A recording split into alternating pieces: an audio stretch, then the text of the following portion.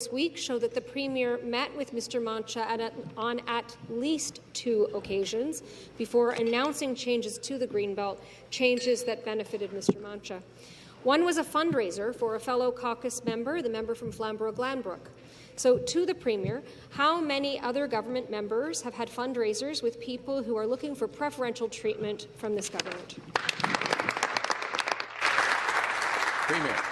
Well, Mr. Speaker, like any party, including the NDP over there, and the Liberals, and the Green, and ourselves, for decades, you go to fundraisers, you meet hundreds of people, they chat with you. But, you know, Mr. Speaker, I'll tell you what the people of Ontario are concerned about right now. They aren't concerned about what the Leader of the NDP is saying. They're concerned about the carbon tax. They're concerned about their mortgage when they're about to lose their house next year or the year after when they have to renew it. They're concerned about the groceries and the gas bills. Mr. Speaker, I just went to an opening over at Costco, met hundreds and hundreds of people, and every single one of them said, just keep going, make sure you protect our backs, make sure you lower the cost and the burden on the backs of the taxpayers, and that's what we're doing. We're making sure that we're lowering the gas tax by 10 cents. We got rid of those tolls in the 412 and 418. We're making sure that we're giving 1.1 million low-income folks in Ontario a tax break. We're going to continue doing that. So we're going to focus on making sure we're fiscally prudent with taxpayers' money, and we're going to be cutting taxes, not worrying about what... The supplementary question. Thank you, Speaker. Well, I think people of Ontario are very concerned that their government is under criminal investigation by the RCMP. Yeah. And Speaker, this government's questionable fundraising is very well known to the people of Ontario. They've been warned and even cautioned on multiple occasions by officers of the Legislature and even Elections Ontario about their fundraising practices. The Integrity Commissioner revealed that the Premier's fundraiser-in-chief was selling tickets to the infamous Ford family Stag and Doe to developers with business before the government. Those developers at the event succeeded in getting their properties removed. So to the Premier, was the Premier aware that his top fundraiser was peddling Stag and Doe tickets to developers who were lobbying the government? Minister of Municipal Affairs and Housing. Thank you very much, Mr. Speaker. Actually, I think it was the member for Kitchener who was actually singled out as having used government resources to raise funds. But having said that, Mr. Speaker, we are going to continue Waterloo. I think, Mr. Speaker, what matters is exactly what the Premier said, that we continue to double down on ensuring that we can build 1.5 million homes across the province of Ontario. The Leader of the Opposition, of course, talks about fundraising. I guess I could ask her the same thing. When Silvio de Gasperis gave you $1,000 to the NDP, what did you promise him?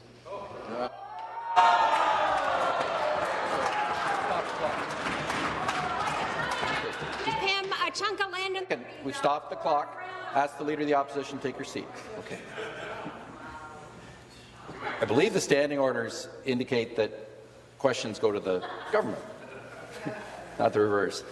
But at the same time, I would encourage all members to make their comments through the chair.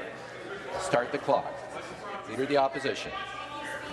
Well, from official plans to the Greenbelt grab to MZOs, we have a chaotic and speculator-friendly government driven by this Premier.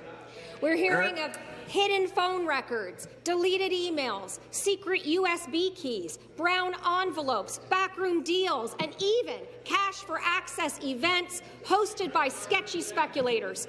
So back to the Premier. Is this how business is done in his government? Order. Minister of Municipal Affairs and Housing. Well, Speaker, one of the people that she accuses of being a sketchy speculator, are the de Gasperis. Now, having said that, they've built a lot of homes across the province of Ontario, and hopefully they will continue to do so. I wonder if she thinks that Carlo de Gasperis, who also made a $1,000 donation to the NDP, is sketchy as well, Mr. Speaker. I wonder what the Leader of the Opposition promised both Silvio de Gasperis and Carlo de Gasperis for the now $2,000 donations that we have found that went to that party, Mr. Speaker. What we're going to continue to do, Mr. Speaker, is ensure that we continue to build 1.5 million homes, working with people like like the DeGasperis family, who are building homes across Ontario, and other home builders who want to do so, Mr. Speaker. But then again, I asked the Leader of the Opposition. The NDP has accepted $2,000 in donations from the very same people she now calls sketchy, Mr. Speaker. If she has a third question, I might highlight some of the additional donations. Order.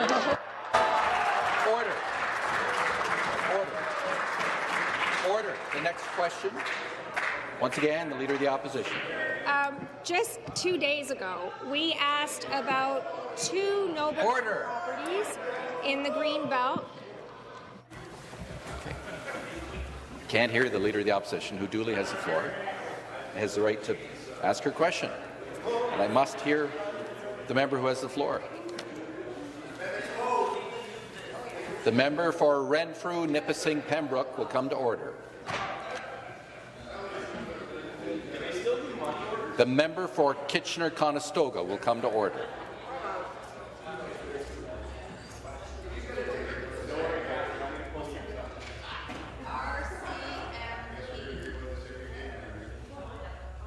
If you ignore my request to come to order, I will warn you.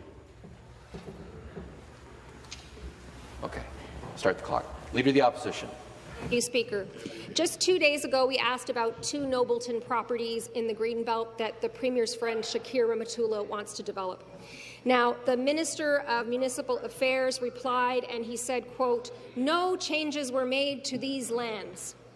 Only it turns out there were changes made to these lands, Speaker. The former minister changed York Region's official plan to allow private servicing to these Greenbelt lands so they could be developed, just as the Premier's friend wanted.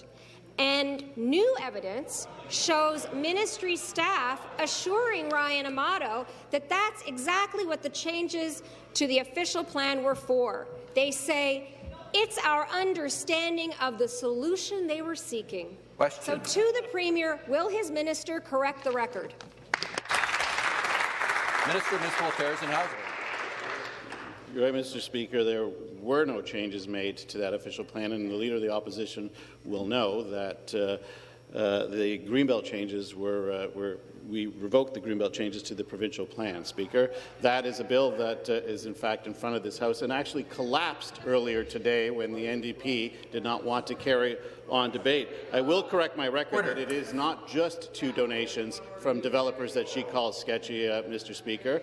That's the difference between them and us, right? We want to build homes. We don't call the people that build homes sketchy, because the people that build homes are the same people that came to this country, worked really hard, came here with absolutely nothing in their pocket, and have grown and done something for themselves and remarkable things for this community. So while they call them sketchy, I don't think a person like Giancarlo DeGasperis, who gave $1,000 to the NDP, is sketchy. I think he's a person who works hard. And, Mr. Speaker, we're going to continue to support those who are building homes for the province of Ontario and thank them for doing so. Order. Order. The supplementary question. Speaker, it's pretty clear the only thing this government is sorry for is the fact that they got caught. The FOI documents show that the Premier or a member of his staff wanted to make sure that the Premier's friend, Mr. Ramatullah, could develop these Greenbelt lands in Nobleton.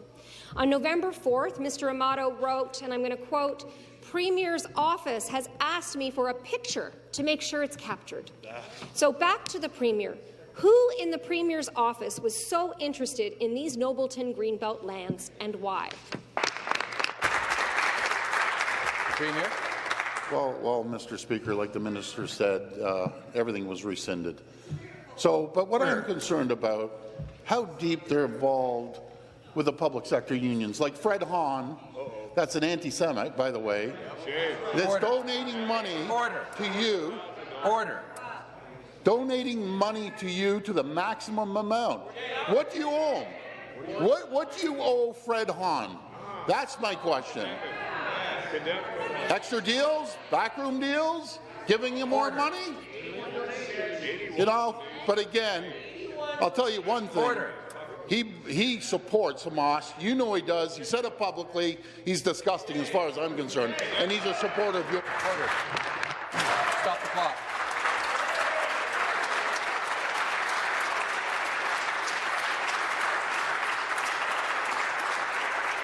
Members will take their seats. Order. Order. Order.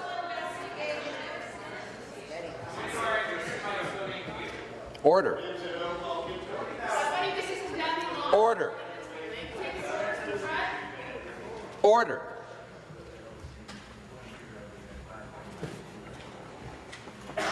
I'll remind the members to make their comments through the chair. Start the clock. Leader of the Opposition. Speaker, you can tell they're running scared, eh? The Integrity Commissioner. Order. It's like, this is a government, Speaker, that is under criminal investigation by the RCMP, and they won't even take these questions seriously. The Integrity Commissioner reported that Mr. Ramatula's request for changes to these Greenbelt lands in Nobleton caused quite a stir among the minister's political staff. I think this is actually the first time I've ever seen the F word written in a report tabled by an independent officer of the Legislature, Speaker. The report does not explain why the minister's political staff would give so much attention to a request from Mr. Ramatula. So back to the Premier. Did he or any of his staff direct the ministry to make these changes that benefited his close friend? The people of Ontario deserve an answer. Members will please take their seats. Minister of Municipal Affairs and Housing. Speaker, now, Mr. Ramatula is building homes in Stouffville, homes that are supported by the town of Stouffville, by the city of Markham, homes for seniors, Mr. Speaker, homes that are so important in our community. Now, the Leader of the Opposition called Mr. Ramatula a sketchy developer. I wonder if she felt that way when he was giving a $2,000 donation to the NDP. Was he sketchy? Because I don't think he is. I think he's a hard-working home builder. I apologize to the Minister of Municipal Affairs. I can't hear you. I'm going to ask the members to allow the minister to make his response so that I can hear him. Start the clock. Minister of Municipal Affairs and Housing. You have the Leader of the Liberal Party chiming in, right? You have the Leader of the Liberal Party chiming in. See, here's the difference, Speaker. We're not calling the people who build homes for the people of the province of Ontario sketchy. The NDP and the Liberals are. They're pleased to take money from them, but in the very same breath call them sketchy. If they believe that, then stand in your place, return the money that you received, Mr. Speaker. We think that the people who build homes are the people that we should be supporting, and we aren't going to stop because we need them to build 1.5 million homes for the people of the province of Ontario. Okay.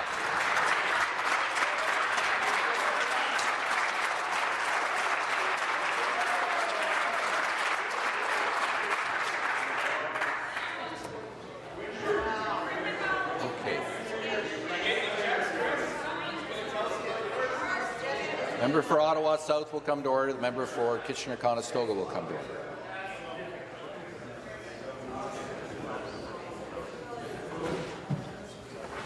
Start the clock. The next question, the member for Spadina, Fort York. Thank you, Mr. Speaker. To the Premier. After a decade of Liberal scandals, this Conservative government came in promising transparency, but since then we have seen the most egregious displays of preferential treatment from a government in Ontario's history. Apologies ring hollow and everyday new details trickle out that show we don't yet have the full truth about the Premier's involvement in these donor deals. Can the Premier please tell us how he will increase the powers of the Integrity Commissioner and the Auditor General to bring an end to Conservative and Liberal scandals? Minister of Municipal Affairs and Housing. Again, to the member opposite, it's actually not the Premier who makes that decision. It's Parliament that makes that decision, Mr. Speaker, and it is parliamentarians that will decide the powers of the Integrity Commissioner and the Auditor General, Speaker. But at the same time, I wonder if Julian de Gasperis is sketchy, because the opposition NDP, of course, accepted a $1,000 donation from him as well. I don't think so, Mr. Speaker, because unlike the opposition, who call the people that build homes, build infrastructure, for the people of the province of Ontario. For Ottawa South, come to order. Mr. Speaker. You know what I'm proud of? I'm proud of people who have come to this country with literally nothing and have built something for themselves and then have turned that passion into building for other people. Generations of Italians like this family and other families, Mr. Speaker, have came here, started with nothing, and have done amazing things, Mr. Speaker. We'll support them because we need 1.5 million homes. Order.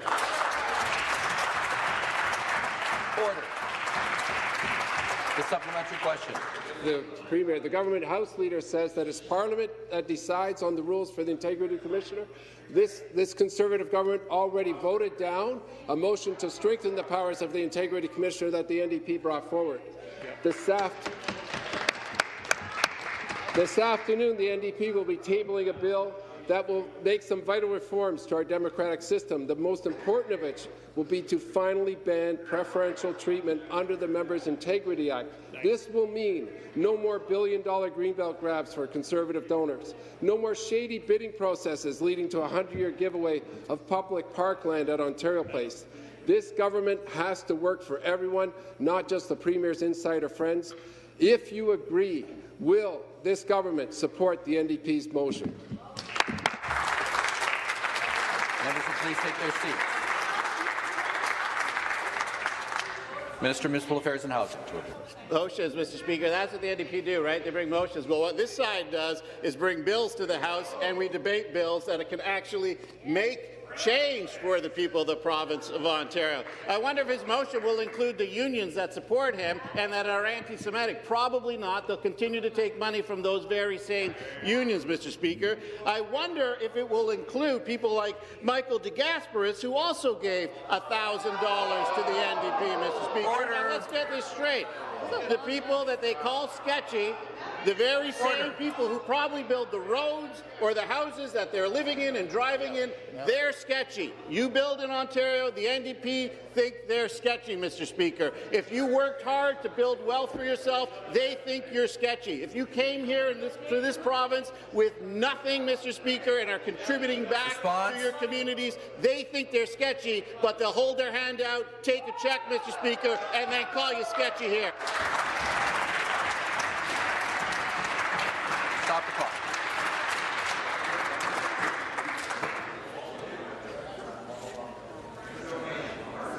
We're just 15 minutes into this. We've got 45 minutes to go. We're doing the public's business. People are watching. People are in the visitors' gallery. The pages are here. A number of members have repeatedly ignored my requests to come to order. I'm going to start warning them if it persists.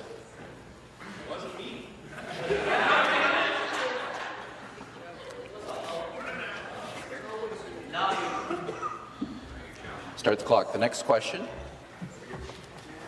The member for Essex.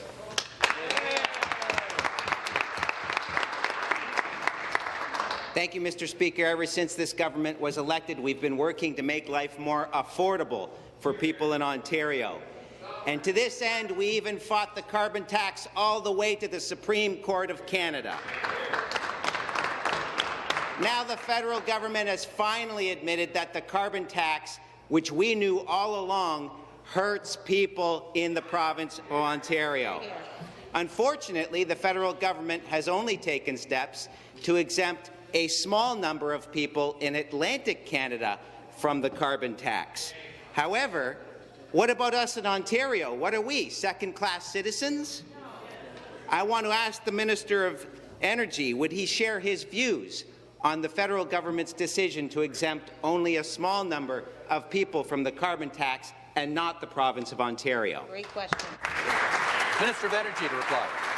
Speaker, like the member from Essex, I can't understand why the federal government is leaving Ontario out in the cold. It just doesn't make sense, especially when half of the federal Liberal caucus comes from the province of Ontario, Mr. Speaker. It's quite shocking. You know, the Prime Minister, though, this time last week did finally admit what everybody in this House should know, is that the carbon tax is making life more unaffordable for the people of Ontario and more unaffordable for people from coast to coast to coast across this country. As the Premier said in the House on Monday, the Parliamentary Budget Officer has indicated that it's costing significantly more for the people of Ontario and the people of Canada, and it's only going to get worse as the carbon tax goes up and up and up, Mr. Speaker. So despite having all of this information and that knowledge that the carbon tax is making life more affordable, why does the current Ontario Liberal caucus of 9 continue to vote against motions calling on the removal of carbon tax from grocery? Thank you. The supplementary question. I thank the Minister of Energy for that answer. You know, it's truly shameful that the Liberals and the NDP in this House continue to work against us and won't work with us to make life more affordable for people in Ontario. We've tried time and time again to raise awareness about the carbon tax and its harmful impact on things like groceries and gasoline, but the Liberals and the NDP continue to fight against us and disrespect those concerns. They do nothing to help us bring life more affordability in the province of Ontario and continue to add additional financial burden to people who work hard. Speaker, please, I'm asking the minister to share his views on the harmful impacts that the carbon tax has on hard-working people here in the province of Ontario. And to reply, the Minister of Energy. Speaker, thanks to the member from Essex again. Like you, I hope the Ontario Liberals, that are now down to 9 members in this House, can see the harm being caused to Ontario because of the carbon tax, something that they've supported every step of the way, Mr. Speaker. Fortunately for them, the Liberals have a cherished history of saying one thing and doing another. The Prime Minister once told us that families would get more back from the carbon tax than they would pay. We now know, thanks to the Parliamentary Budget Officer, that that's not true. Liberal Cabinet Minister Stephen Guilbeault once said, "It wouldn't be fair for the rest of the Federation if we started carving out exceptions for provinces." But that's the direction that the federal Liberals have gone, Mr. Speaker. My question is for the members of the Ontario Liberal caucus and the federal Liberal government, Mr. Speaker, is why are they so opposed to making life more affordable for the people of Ontario? Stop the clock. Once again, I'll remind the members to make their comments through the chair, and questions normally go to the provincial government from other members. Start the clock. Member for Nickel Belt. Thank you, Speaker. My question is for the Minister of Health. Speaker, on Monday, Toronto Paramedic Union issued a code red to indicate that no ambulance was available to respond to emergency calls. That was their second code red in October.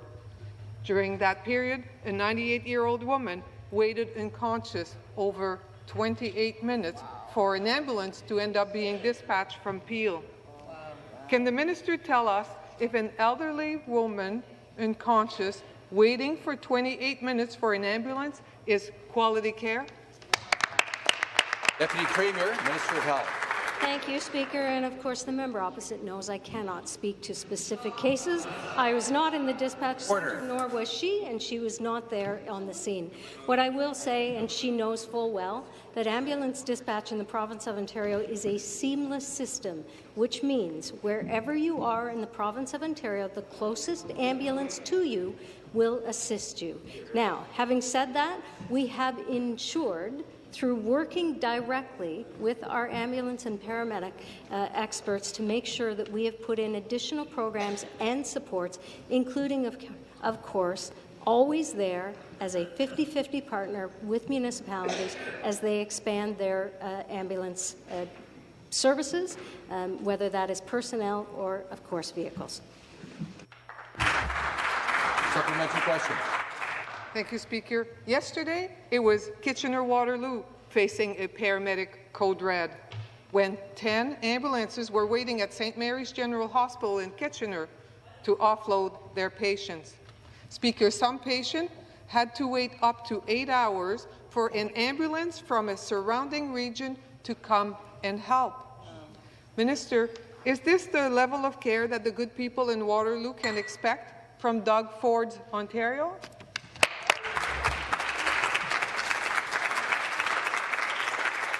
Members will take their seat.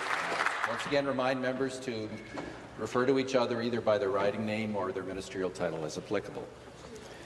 I recognize the Minister of Health to reply. Speaker, I'm proud to say under the leadership of our Premier and our government, we have been able to expand not only the number of ambulance paramedics who are actually being trained in the province of Ontario through a Learn and Stay program that ensures that as we train additional paramedics in our college and university post-secondary system, we are covering their tuition and their books in exchange for practicing in other undercoveraged areas. We also, of course, expanded 911 models of care.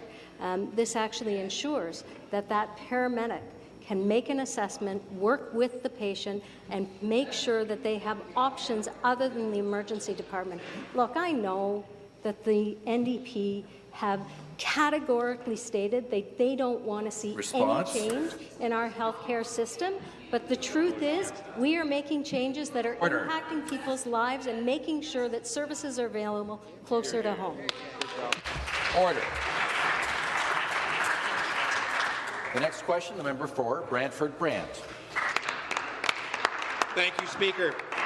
My question is for the Minister of Natural Resources and Forestry.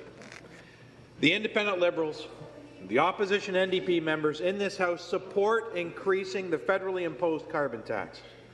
They know that increasing the carbon tax will result in a significant spike in fuel prices, setting off a chain reaction of increased costs across our economy. For instance, the cost of manufacturing raw materials will increase dramatically.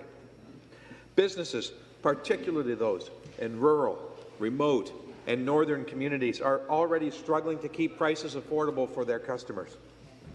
We must do everything we can to reduce taxes for all Ontarians during this period of economic uncertainty. Speaker, can the minister please explain how the carbon tax is negatively impacting Ontario's natural resources sector? Thank you. The Minister of Natural Resources and Forestry to reply.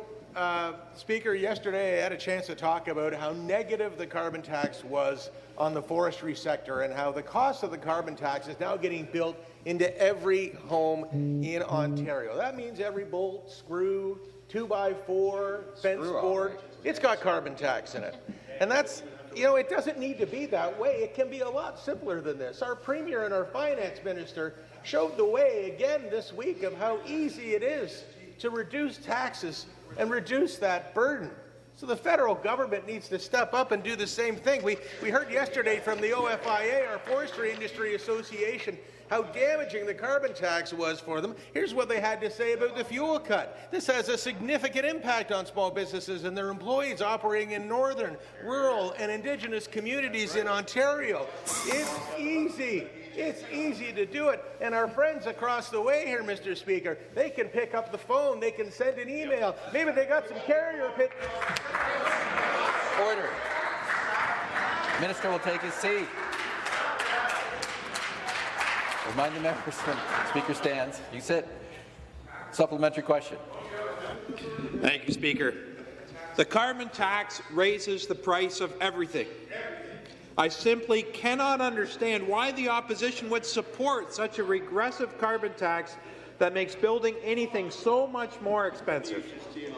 It causes prices to rise across the board, which puts a heavy burden on our businesses. Because of the carbon tax, businesses are left with a tough choice. Either absorb the extra costs themselves or pass them on to their customers. And while the Independent Liberals and the opposition NDP have no problem with the regressive carbon tax, it is not fair or right that Ontario families, workers, and seniors are being punished. Speaker, can the minister please explain what impact the carbon tax has on our economy and our businesses? Thank you. Natural Resources and Forestry.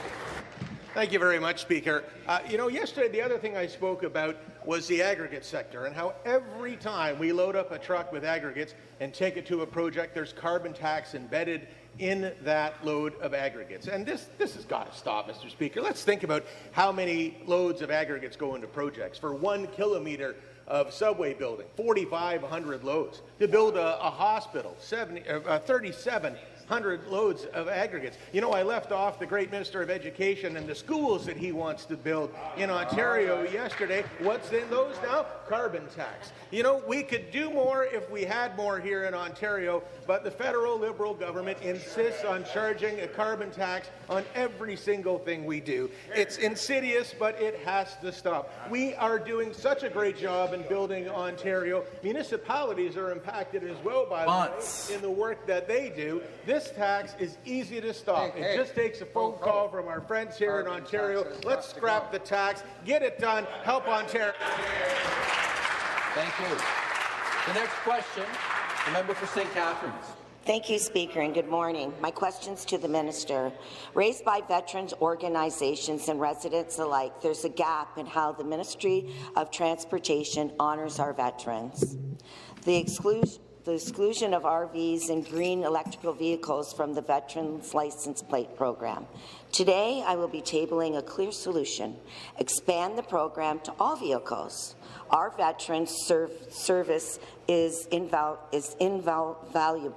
and our gratitude shouldn't be limited by their choice of vehicle. Minister, let's close this gap together. Will you work with me to ensure all veterans can display the Veterans Poppy license plate, guaranteeing equal recognition for their service to our nation and our country?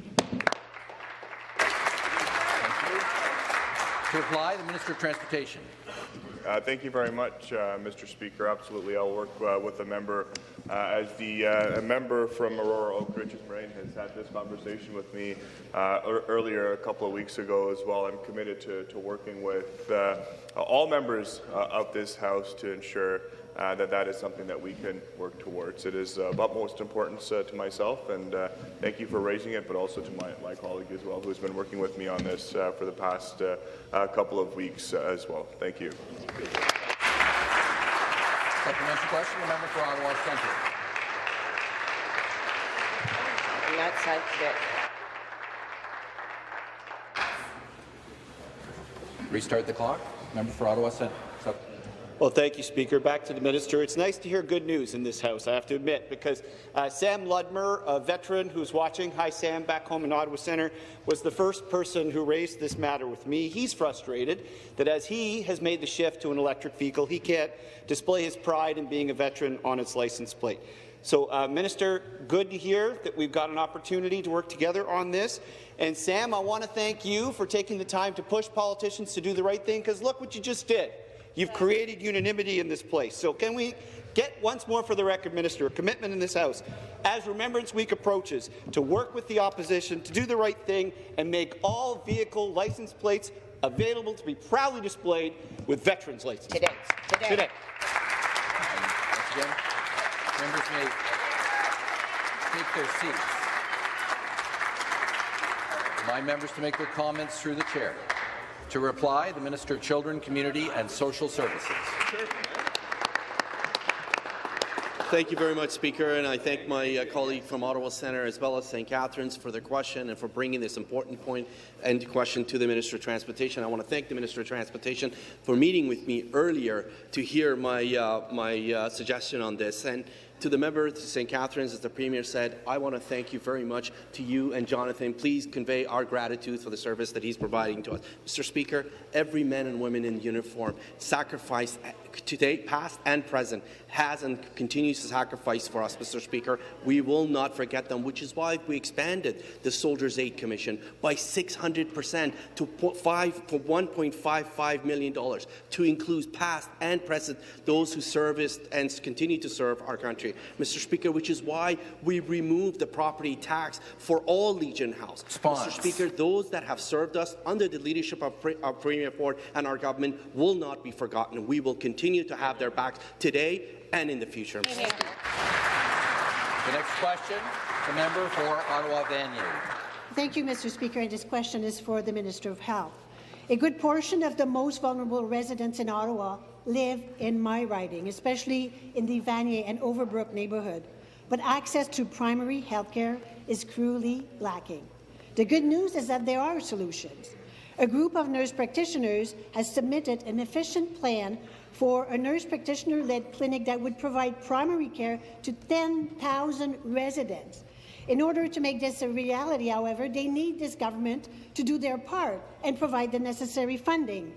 If the government is willing to spend $8.3 billion of taxpayers' money to pave over the greenbelt that led to a criminal investigation, can the government find enough money to provide primary care to those in need? Unless this is not a priority for the government. So I'll give the minister a chance to explain where the ministry is in the process of approving these critical projects so that Ontarians can have access to primary health care. The Deputy Premier and Minister of Health.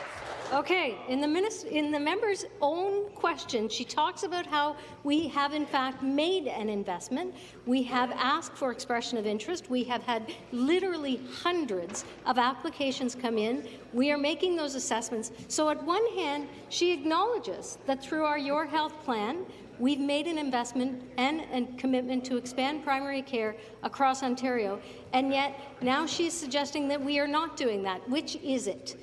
Because we've made the investment, we are assessing those applications as we speak. We are, as I said, the largest expansion in multidisciplinary primary care teams in the province's history, and we're doing that work.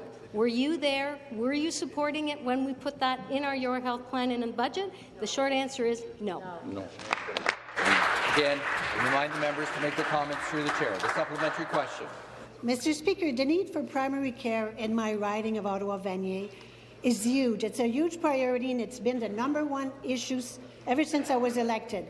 Currently, there are no community clinics in Vanier or Overbrook to provide primary care. The only option for people is to go to wait indefinitely in an emergency room or pay for health care with their credit card.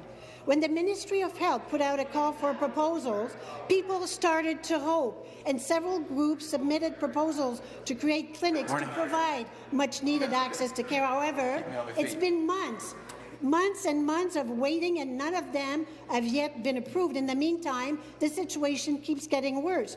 When will the minister start approving the proposals for primary care practitioners so that residents can get access to the primary care that they need now? Minister of Health. Thank you. So the expression of interest came in mid-June. We are making those assessments with literally hundreds of applications, and a member who is representing a party that for 15 years did nothing to expand primary care in the province of Ontario, and in fact, Speaker, actually cut the number of residency positions that were available for new docs and new physicians who were wanting to practice and train in the province of Ontario. I will take no lessons from that member on how to improve health care in the province of Ontario.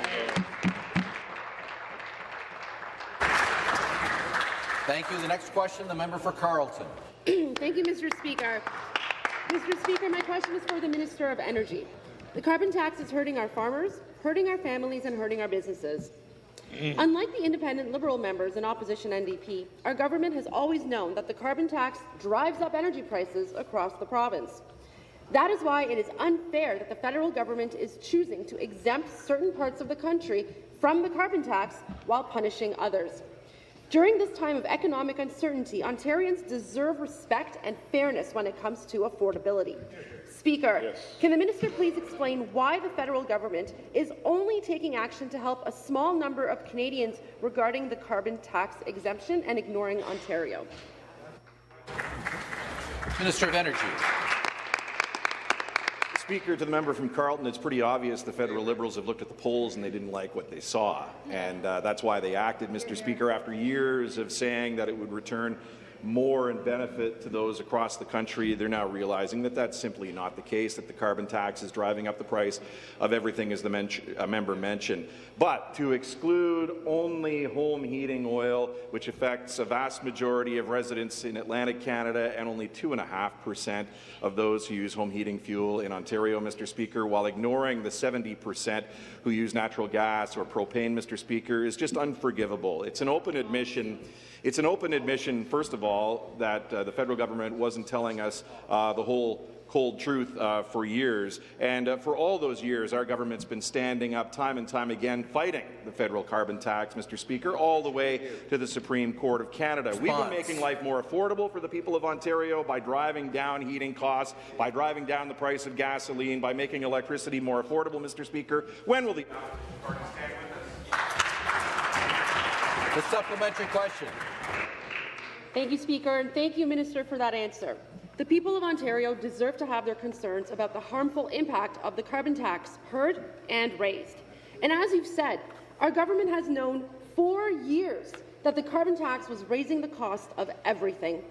Our government has consistently communicated this information. However, the independent Liberals and opposition NDP were content to sit back and see Ontarians slapped with another tax. This is wrong, unfair, and unacceptable to the hard-working individuals, families, and businesses in our province. The carbon tax makes life more expensive for everyone in every part of Ontario, especially in the north. Speaker, through you, can the minister please share his views on how devastating this regressive tax is for the people of Ontario? Thank you. Minister of Energy. Speaker, the chickens are coming home to roost for the federal Liberals. It happened to the provincial Liberals a number of years ago, and I know that people across the province are looking at these two opposition parties and are as disappointed as I am that they continue to support a carbon tax that's driving up the price and cost of living in Ontario. We've stood in this House over and over again fighting the carbon tax, Mr. Speaker, and over again they've been saying that we were fear-mongering. Well, Mr. Speaker, the price of everything is going up. We're not done fighting for the people of Ontario, and the good member from Lanark, Frontenac, Kingston is going to be presenting a motion a little bit later on this month, Mr. Speaker, to give the opposition parties another chance to stand up for the people of Ontario. He's bringing forward a motion to eliminate the carbon tax on fuels and inputs for home heating for people across Ontario, Mr. Speaker. I want to know, they've got time to think about it, will they be supporting the member of the PC caucus's motion to eliminate the federal carbon tax? Thank you. The next question, the member for Sudbury. Thank you very much, Speaker. My question is for the Premier. Speaker, MELT stands for Mandatory Entry-Level Training. It's Ontario's standard for transport truck driver schools. The goal is to replace licensed mills with excellent training for drivers. Unfortunately, there's still some dodgy companies not meeting the MELT standards. And how do they get away with it? Well, the ministry only has 8 inspectors monitoring 582 vocational schools. 260 of these schools provide transport truck driver training. Basically, Speaker, these 8 inspectors are set up to fail. My question, Speaker, is that we all know that putting untrained drivers on the road is dangerous. My question is, will the Conservative government commit to hiring enough inspectors to ensure full compliance with transport truck driver training schools? Thank you. To reply, Minister of Transportation. Thank you very much, Mr. Speaker. Safety in the transport industry and across all of our roads is the utmost priority for this government, and that is why when it comes to commercial licensing, Mr. Speaker, we have some of the most robust processes and licensing and training in the entire country, and in that fact across North America. It includes a minimum of 103 hours of instruction and covers a variety of issues from entry-level knowledge, skills, and those practical skills needed to operate large trucks on Ontario's roads, Mr. Speaker. Our enforcement officers, MTO enforcement officers, run across this province ensuring that our roads remain safe, and I want to appreciate all the work that they do day in and day out supporting the safety of our highway and transportation networks across this province. And the supplementary question, the member for Thunder Bay. Speaker. Drivers are travelling across the entire province without seeing a single inspection station that is opened. While MTO and OPP blitzes have led to charges being laid, drivers need to be stopped earlier and more frequently. The lack of proper training and lax enforcement of truck safety is resulting in horrific crashes and constant highway closures. We know there is a new superstation opening up on Highway 1117 in Shunia, but on other major routes, inspection stations remain closed, as they have been for years. Will the government finally commit to staffing inspection stations across the province so that the highest possible standard of safety is enforced on our highways? And again, the Minister of Transportation. Mr. Speaker, Ontario does have the highest standards of safety when it comes to not only the transportation sector, but our roads across Ontario. We lead North America and this country by example, and will continue to ensure that we have a rigorous not only training process for commercial vehicles, but also ensure that our inspectors that are out on the road have the resources to be able to continue in carrying out those inspections, Mr. Speaker. The truckers carry a lot of weight during this time, and we want to make sure that our roads are safe and that we support our trucking industry through this as well. But, Mr. Speaker, over 103 hours are required in comprehensive training before a truck driver is licensed. Inspections happen all across this province every single day at scales across Ontario, and we will continue to ensure that we work together with all members of this House to improve safety on our roads. Thank you. The next question. The member for Thornhill. Thank you, Mr. Speaker. My question is for the Associate Minister of Small Business. As a small business owner herself, the minister knows personally that starting and operating a business takes immense effort, and entrepreneurs are constantly balancing the cost, and any additional burden can have a massive impact. So, sadly, Speaker, the businesses in my riding are telling me that they're facing unprecedented economic challenges due to the carbon tax and high interest rates. While the independent Liberals and opposition NDP are willing to support this regressive carbon tax, our government believes that penalizing businesses in this way is unacceptable. So, Speaker, can the minister please explain why the negative effects on the carbon tax on small businesses in Ontario are doing such a negative impact to the people? The Associate Minister of Small Business. Thank you, Speaker, and thank you to the great member from Thornhill and the great work and the advocacy she does for Ontario's constituents and job creators. Speaker, small businesses are the heart of our province, sending vital goods and performing essential services throughout all of our neighbourhoods. That's why our government is steadfastly opposed to the federal carbon tax, a policy that disproportionately hurts small businesses and the families that they feed and support. Whether it's a mom-and-pop shop struggling with higher fuel delivery costs or a manufacturer seeing production expenses rise, this carbon tax amounts to an unfair penalty on Ontario's job creators. The NDP and Liberals talk about affordability, but time and time again they side with a carbon tax proven to damage our economy, eliminate jobs and weaken communities right across Ontario. If they truly stood with entrepreneurs, they would join us in calling on the Prime Minister to remove this job-killing tax. Thank you. Supplementary question. Thank you, Speaker, and thank you to the Minister for being such a progressive advocate for the small businesses and entrepreneurs in Ontario. This regressive carbon tax hurts the very people that any government should be helping. And the carbon tax hurts the farmers who grow the food, the truckers who move the food, the restaurants who serve the food, and the consumers who buy the food. Even worse, Speaker, it is Ontario entrepreneurs and our small businesses that are forced to shoulder increased costs because of this regressive tax and rising interest rates. At a time when concern for economic security and cost of living is so high, the last thing Ontarians need is higher taxes. Speaker, can the minister please explain why removing harmful taxes like the carbon tax is so vital to helping support our small businesses? Associate Minister for Small Business. Thank you, Speaker, and again to the member for the question. I know firsthand the sacrifices entrepreneurs make and the challenges that they face each and every day. That is why I was proud to see the Premier and the Minister of Finance stand up for both businesses and consumers by extending the gas tax cut until June of 2024. For small businesses and families, every dollar counts. By keeping an extra $260 in people's pockets, this tax cut will allow residents greater ability to support local small businesses, whether buying goods or supporting a local restaurant. For businesses themselves, cheaper fuel means lower transportation expenses, allowing them to save elsewhere, whether it's delivering products to stores and customers, commuting employees, or other necessities.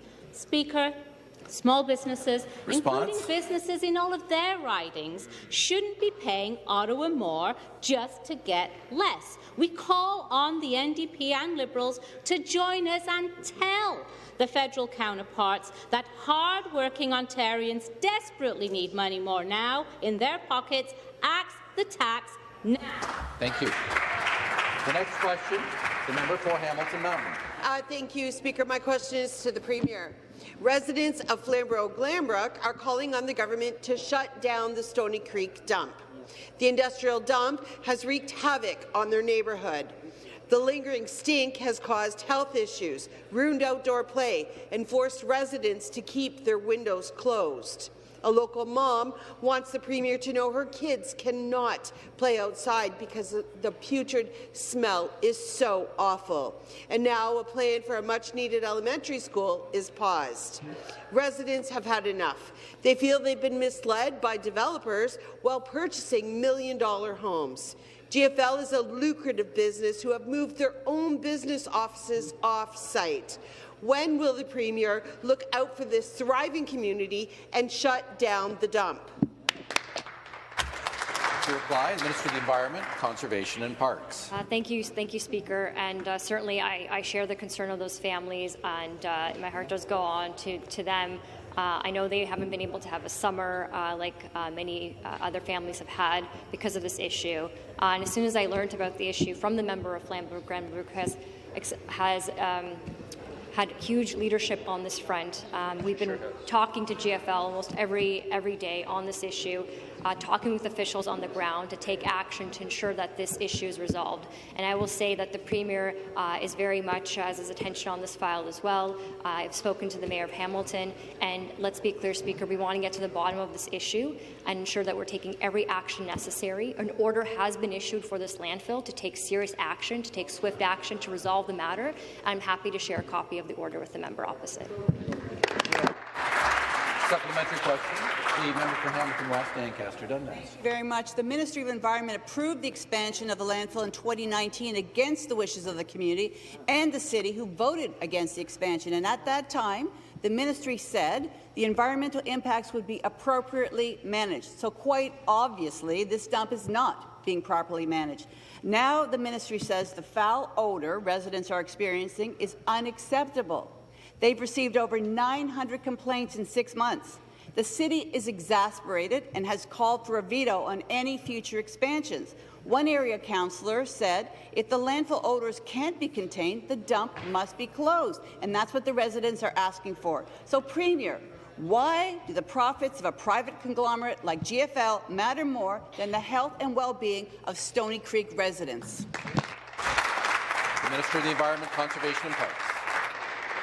Thank you, Speaker. Let's be clear. This government takes the health and safety of all Ontarians, no matter where they live. And again, I want to thank the member for Flamborough-Glanbrook for bringing this very important issue to my attention. We've been taking action every day. We will continue to be on top of this until it's resolved. We take it very seriously, and I do have a copy of the order in front of me right here, where we have taken serious action. We'll take whatever is necessary to get the issue resolved for these residents who do desolve a resolution. And I've been working with the mayor, who's very up to speed with what we're trying to do to ensure that this action is taken so that residents can get back to their day-to-day lives. So I will be passing on a copy of this order with a page to the members opposite. Thank you. Okay. Order. The next question, the member for Peterborough-Kawartha. Thank you, Speaker. My question is for the member of Bay of Quinte, also the Minister of Energy. We spent much of this week talking about how the carbon tax is raising the cost of everything.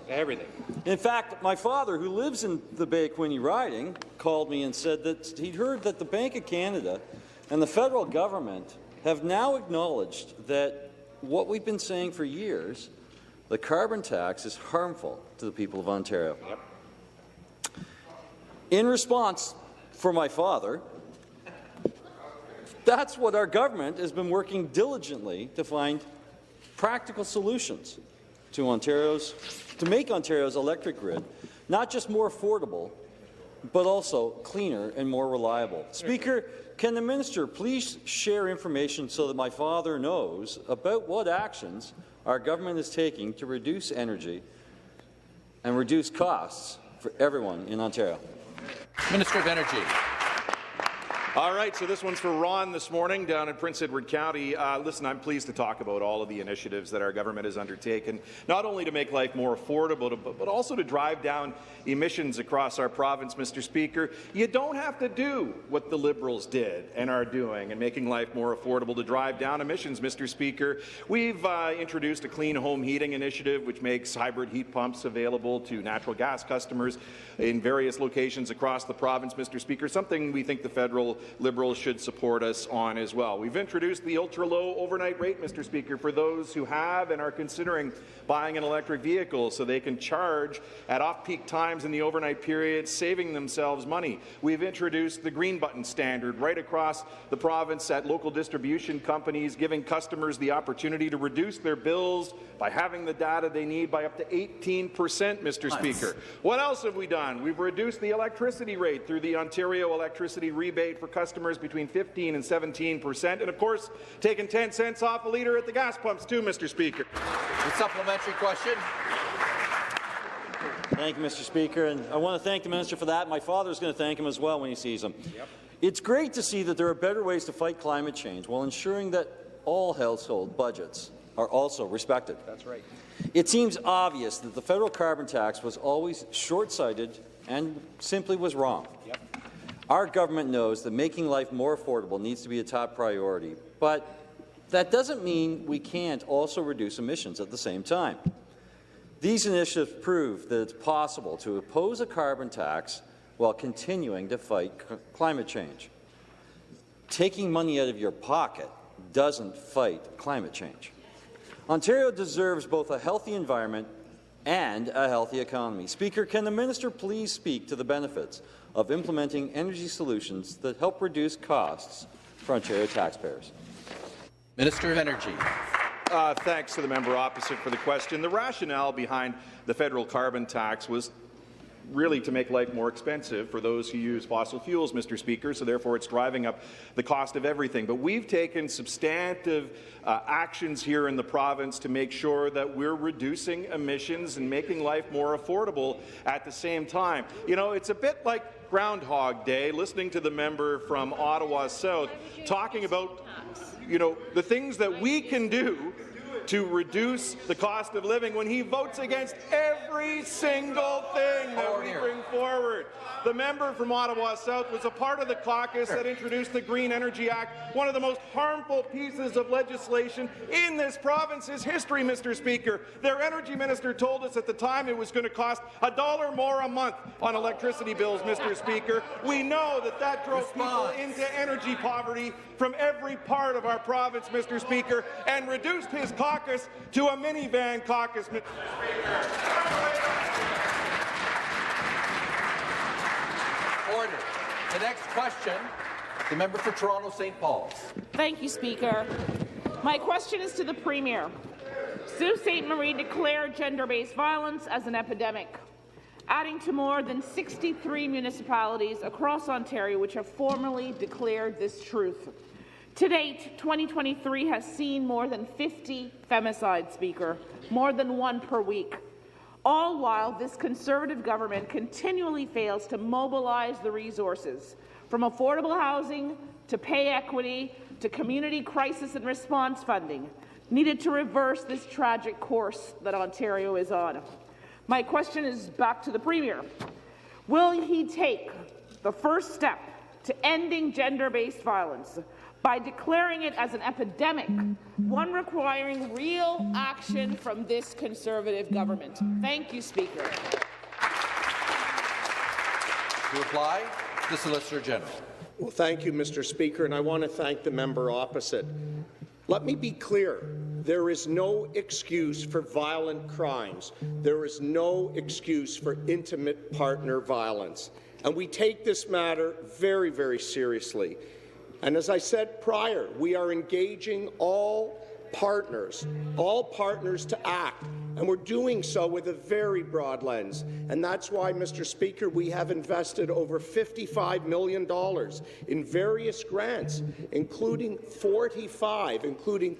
supporting 45 victim services grants to help communities throughout Ontario.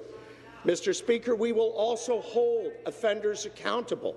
And, Mr. Speaker, we are taking further action at the Ontario Police College by having mandatory training for our cadets there to learn about intimate partner violence.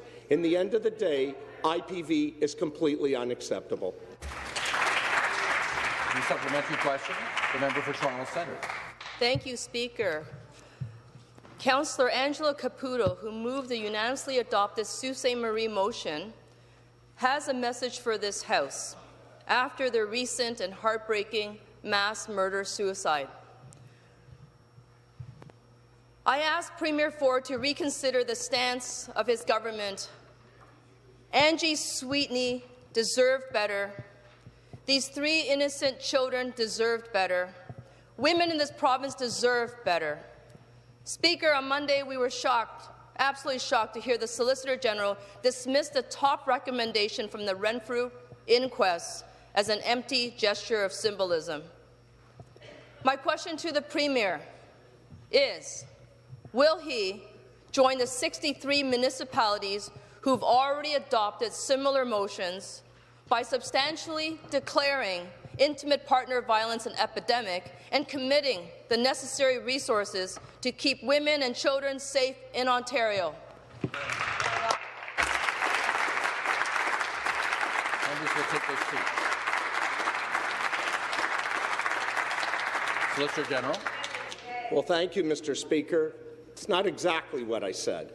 What I said was very clear, that declaring something a medical term is not by itself action.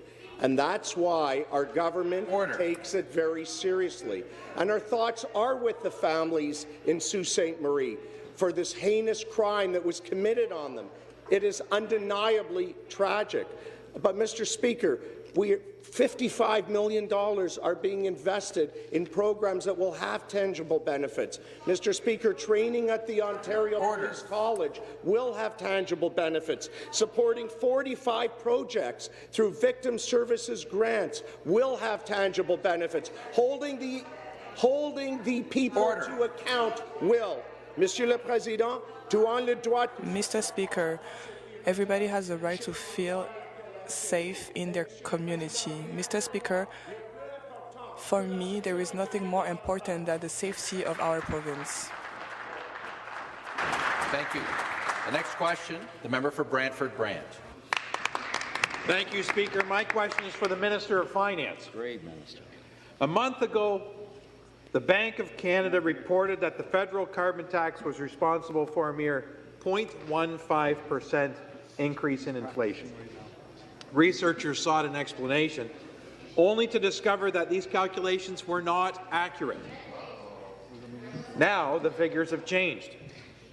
The Governor of the Bank of Canada now says that the original number did not account for the years of tax increases and revealed that the correct impact of the carbon tax is actually 4 times higher at 0.6%. It is clear that the federal Liberals and the Bank of Canada are out of touch when it comes to understanding the harmful impact of carbon tax. Speaker, can the minister please explain how this regressive tax is creating economic hardship for Ontario? Parliamentary Assistant, member for Oakville. Thank you, Speaker, and thank you to the member from Brantford-Brant. And I'm very happy that you're bringing this topic up because Nobody else in the House seems to bring it up. The opposition Liberals and NDP don't want to go here. Our government has led the charge, starting in 2018, to fight against this harmful carbon tax. We are proud that we have fought against this tax, Speaker, which we know would lead to poor outcomes for the people of this province. The carbon tax is sadly contributing to the overall inflation rate, which is growing rapidly in this province. That, in turn, is causing interest rates to go up. That, in turn, is causing Ontarians who have a hard time paying off their mortgages more money to pay every single month. If we can eliminate this tax, we can untangle our economy from the grips of inflation and make it easier for the people of Ontario to buy the goods and services that they require. This is why our government continues to urge the federal government, and we would love our opposition members right here in this House to join us and fight this punitive tax. Thank you. That concludes our question period for the. It is now time for oral questions. I recognize the Leader of His Majesty's Loyal Opposition. Good morning, Speaker, and my question is for the Premier. Providing honest testimony under oath is a core principle of justice in this province, and I hope that's something we can all agree on. The Premier told the Integrity Commissioner that he was, quote, not immediately familiar with Greenbelt speculator Sergio Mancha, because he meets apparently thousands of people, he said. Yet senior political staff were texting each other that the Premier, quote, needs to stop calling this guy. My question to the Premier is, what is the nature of his relationship with Sergio Mancha?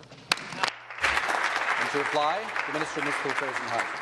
Very much, Mr. Speaker. As we've said on a number of occasions, and as has been both confirmed by both the Integrity Commissioner and the Auditor General, the Premier, of course, did not have knowledge of the lands with respect to the Greenbelt. But at the same time, Mr. Speaker, I've also been very, very clear that I was unhappy with the political involvement, political staff involvement with respect to the official plans. That is why I briefed the Premier on it, and he asked me to repeal the provincial changes to those official plans. We've done that, Mr. Speaker, and we're moving forward to make sure that we can build 1.5 million homes by working with our municipal partners, and we'll get that job done. Supplementary question. Should have been an easy one to answer, I think, Speaker. But, Speaker, it's not just the phone calls. The Premier testified that he was not involved in any way with site selection of Greenbelt removals, and his first time viewing them was on November 2nd, 2022. He further testified that he had no recollection of meeting Mr. Mancha and had no recollection of any conversations with him about the Greenbelt. Now we have a new document, Speaker, that seems to contradict the Premier's testimony. It shows he had a meeting with Mr. Mancha, and also the then Mayor of Hamilton and the member from Flamborough-Glanbrook on September 20th, 2021, where they all agreed to pursue removing lands from the Greenbelt. So my question is to the Premier again. Can the Premier confirm he met with Mr. Mancha in 2021 to discuss site-specific Greenbelt removals? Minister of Municipal Affairs and Housing. Sorry, Mr. Speaker. It is my understanding that this particular individual has been advocating for the removal of those lands from the Greenbelt for many, many, many years, and has met with every Premier in the entirety that he's held those lands, Speaker.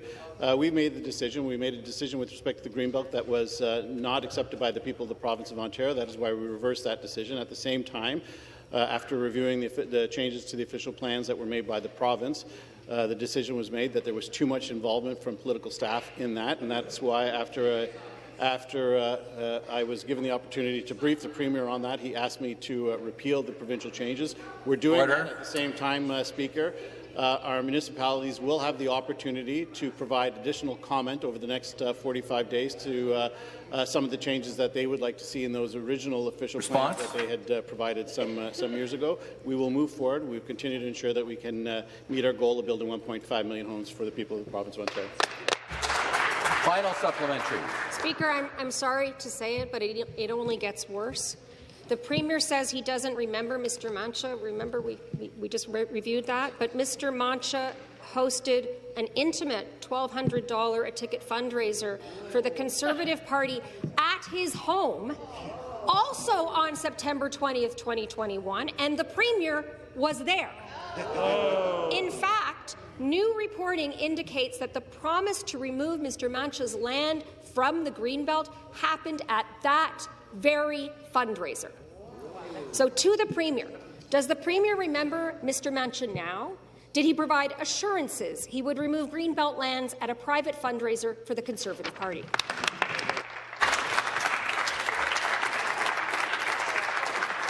Members will take their seats. Minister of Municipal Affairs. Thank you. Thank you, Speaker. The Premier has been clear. No, he did not. At the same time, that has been also been made clear through the Auditor General's report as well as the Integrity Commissioner's report. At the same time, Mr. Speaker, as I said, this particular gentleman and others who own lands in the Greenbelt have been advocating for years to have lands taken out of the Greenbelt. They've met with many premiers, many members of all parties, Speaker. We made a public policy decision that was not supported by the people. Ultimately, what we're trying to do is build 1.5 million homes for the people of the province of Ontario. We've reversed the Greenbelt decision, Mr. Speaker, but let me be also very, very clear. We will not stop on our goal of building 1.5 million homes for the people of the province of Ontario. We will double down. We will work with our municipal friends to ensure that we build those 1.5 million homes. We will hold our municipal partners accountable, and at the same time, we will hold developers and home builders accountable with a new use it or lose it, Mr. Speaker. We're in a crisis, and we will get the job done. The next question, once again, the Leader of the Opposition. So once again, none of this story is adding up, Speaker. So back to the Premier. I'm not the only one who is going to be questioning the discrepancy between the Premier's testimony and the growing mountain of evidence. I would bet that the RCMP's special prosecutor, who's investigating the alleged criminal corruption of by this government, is going to be interested too. So I would ask the Premier, would the Premier like to take the opportunity to correct the record? Minister of Municipal Affairs and Housing. And again, as I've said on a number of occasions, we will assist anybody, the RCMP or the Integrity Commissioner, anybody who's doing work on this. At the same time, we are going to continue to move forward on our goal of building 1.5 million homes for the people of the province of Ontario. Look, Speaker, we are in a housing crisis in the province of Ontario, ostensibly because the Liberals and NDP put obstacles after obstacle after obstacle in the way of building homes. We became one of the least enviable jurisdictions in order to do business. In fact, industries that have been the pillar of Ontario's economy for decades had said that they could no longer do business in the province of Ontario, Speaker. That all changed in 2018 when we doubled down to ensure that we cut red tape, that we reduced taxes for our small, medium and large job creators. We've reduced taxes for families, making life more affordable for them. It is the Liberals and the NDP who stand against families, stand against affordability. We're going to do all we can to improve the economy and keep it growing. Supplementary. Well, Speaker, they've replaced that red tape with brown envelopes and USB keys. Yeah. Speaker, the Premier also testified that he had no conversations about the Gormley GO station area prior to November 4th, 2022. But minutes from a meeting on October 13th, 3 weeks earlier, Speaker, say Gormley, decision on areas is with the Premier's office right now, and goes on to say, by the way, Speaker, the Premier doesn't understand the lands are in the Oak Ridges Moraine. Back to the Premier, could he clarify his testimony? The Minister of Municipal Affairs and Housing. As I said yesterday, I actually campaigned online in 2 elections to have the Gormley lands taken out of the Greenbelt and made available for Whitchurch Stouffville to develop. Of course, the Premier, on both occasions when I've advocated for it, said absolutely not, has turned me down on both occasions. The Gormley lands were never taken out of the Greenbelt. The Mayor of Stouffville asked for them to be redesignated as part of the official plan. The Region of York pulled that out, Mr. Speaker, and that's where we're at, Speaker. It is so important that we continue to build on our goal of 1.5 million. They're going to stand in the way of all of it. It's no secret, right? They're against municipal zoning orders that build social housing in their ridings. They're against ministerial zoning orders that build long-term care. They're literally against everything that is moving the province forward, Mr. Speaker. They have cornered the market on saying no. We have cornered the market on building a bigger, better, stronger province of Ontario, and we'll double down to do it. The final supplementary. those lands were redesignated, and the minister knows that. The Premier testified he was not involved in any way with site selection before November 2nd, 2022. He repeated the same claims to the media just yesterday. But now we know he was discussing a site-specific removal with Mr. Mancha a year earlier. And we just keep finding more evidence. Meeting notes that say the Premier's office wants this done, that the Premier's office asked for a picture to make sure it's captured. So to the Premier, does he still expect people to believe that he wasn't involved from the start? Members will please take their seats. The Minister of Municipal Affairs and Housing. Again, both the Integrity Commissioner and the Auditor General have confirmed the same. So I would suggest to the members opposite, if they don't have faith in either of those two officers of Parliament, they should table a motion in front of this House saying that they don't have confidence in either of those two officers. Stop the clock. The member for Hamilton Mountain will withdraw her unparliamentary remarks. Withdraw. Order. Order.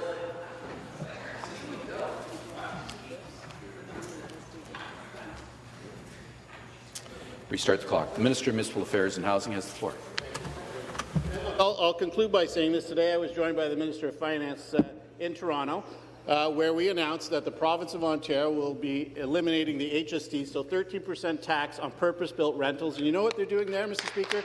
2 towers, I think 26 and 21 floors of rental housing for the people of Toronto, Mr. Speaker. That is just the start. We are seeing purpose-built rentals at record levels in this province. Record levels for the past 30 years. They have never hit the targets that they are hitting today. And that's what we're going to continue to do. Double down on policies that bring housing to the people of the province of Ontario. They're against it. We'll remove the obstacles and remove the taxes. The next question, once again, the Leader of the Opposition. I guess, Speaker, they just want to drag this all out. An internal document from this week's latest pile of evidence discusses a change to York Region's official plan that would reclassify 29 hectares of Vaughan lands owned by the Milani family and designate it for future development. These lands are also located within the Oak Ridges Moraine in the Greenbelt. The document includes commentary from Ryan Amato, who reportedly said, and I quote, Speaker, "Premier's office wants this done." So this question is to the Premier. Why did his office want this done? Minister of Municipal Affairs and Housing. Well, Speaker, what we want done is we want to build more homes for the people of the province of Ontario. Full stop, right? We don't want to drag anything on. We want to get down to the business of building more homes for the people of the province of Ontario. That's why we brought policies to this House to do just that. That's why they have voted against every single one of those measures. When the Minister of Finance brings in a bill to eliminate taxes on purpose-built rentals, they'll vote against it. When the Minister of Infrastructure brings a bill forward to build transit faster, they vote against it. When we bring a bill that would build homes around transit-oriented communities, they vote against it. When we bring a bill forward to eliminate the lowest income earners from tax rolls, they vote against it. When the minister brought in a bill to increase ODSP rates and to put it towards inflation, market towards inflation, they vote against it. They vote literally against everything. They stand for literally nothing, and that is why that party is so divided and spending more time fighting each other than fighting. Order. The final supplementary. It's not about building homes. It's about who gets government favours just because they're Conservative insiders. Late last year, the former minister added a special provision to York's official plan just so those specific Greenbelt lands could be developed. And remember, those lands were owned by the Milani family. The Milani family and their companies have donated more than $100,000 to the Conservative Party over the last 10 years. So, Speaker, I need to ask to the Premier, what is the going rate for a lucrative land deal in this province?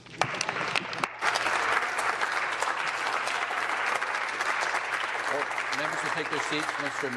Ms. Wilfer. An odd question, since the member for St. Catharines announced somebody who's here with the Co-op Housing Federation who serves on her board, on her electoral district association. I'm sure that person is doing really good work on behalf of the association that he represents, and also good work for the party, Mr. Speaker. You can have it both ways, but what we're doubling down on is this: building more homes for the people of the province of Ontario, eliminating red tape so that we can get more homes in the ground, shovels in the ground, Mr. Speaker, eliminating taxes so that we can have more purpose-built rentals, Mr. Speaker, ensuring that the people of the province of Ontario can share in the exact same dream that millions of people who came to this country have always had, the dream of home ownership. Now, we know, Mr. Speaker, we know that the party opposite, they're against immigration, Mr. Speaker. They're against building homes, Mr. Speaker. They're against working people. The member for Sudbury can't get this off his face because he's voted against the minors in his own community time and time again.